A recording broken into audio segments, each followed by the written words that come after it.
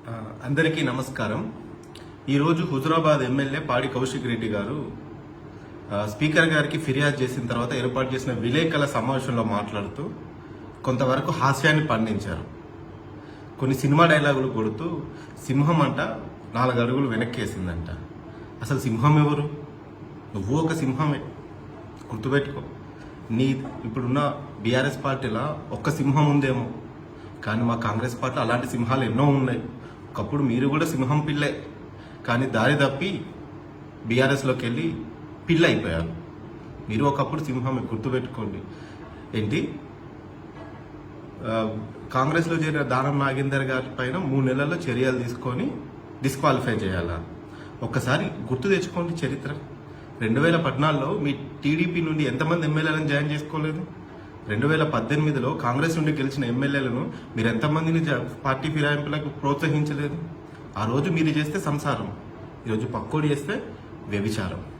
Yes, మీరు మీ BRS, మీ మిత్రం party BJP ఎక్కడ సందర్భం దొరికితే అక్కడ కాంగ్రెస్ ప్రభుత్వం కూలిపోతుంది, కాంగ్రెస్ ప్రభుత్వాన్ని ఊలగొడతామంటున్నారు. అసలు మీరు రాజకీయ నాయకులేనా? అసలు ప్రజాస్వామ్యబద్ధంగా గెలిచిన ఎమ్మెల్యేలు మంత్రులైనా ఒకప్పుడు? మీరు ప్రజలు స్పష్టమైన తీర్పు ఇచ్చారు. ఆ తీర్పుకు కట్టుబడి ప్రతిపక్ష పాత్ర పోషించండి. ఆ ప్రతిపక్ష పాత్ర పోషించలేక ఎక్కడ మీరు చేసిన అవినీతి అక్రమాలు అరాచకాలు బయటపడతాయో అని చెప్పి మీరు బీజేపీ కలిసి, బీఆర్ఎస్ బీజేపీ కలిసి కాంగ్రెస్ పార్టీ మీద కుట్ర తెరుస్తూ ఉంటే 100 రోజులు ఓపికబట్టారు మా ముఖ్యమంత్రి రేవంత్ రెడ్డి గారు.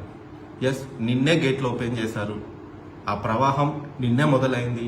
ఇంకా రాబో రోజుల్లో ఆ ప్రవాహం ఉధృతం అవుతుంది. ఆ ప్రవాహంలో ఒక్క ఎమ్మెల్యే కాదు, మీ బీఆర్ఎస్లో ఎల్పీ లెజిస్లేటివ్ పార్టీ మొత్తం కాంగ్రెస్లో కలవబోతుంది. మీకు చేతనైతే ఆపుకోండి. ఒక్క ఎమ్మెల్యేతో ఇది ఆగదు, ఒక్క సిట్టింగ్ ఎంపీతో ఇది ఆగదు.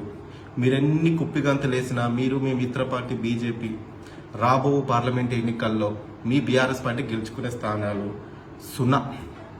సినిమా డైలాగ్ కొట్టడం కాదు కౌశిక్ రెడ్డి గారు, మీరు కేవలం ముఖ్యమంత్రి రేవంత్ రెడ్డి గారిపై వ్యక్తిగత కక్షతో మాత్రమే మాట్లాడుతున్నారు. ఆ కక్ష సాధింపు చర్యలు, కక్ష సాధింపు ధోరణులు, అందితే జుట్టు అందకపోతే కాళ్ళు, మీ హుజురాబాద్ మొన్నటి ఎన్నికల్లో ప్రజలు అన్నీ చూశారు. ఇకనైనా మారండి. మీరెన్ని చేసినా రాబో రోజుల్లో ఈ చేరికలు ఆగవు. గ్రామ స్థాయి నుండి రాష్ట్ర స్థాయి వరకు మీ బీఆర్ఎస్ పార్టీ కూకటి వేళ్లతో సహా పీకబోతున్నాం.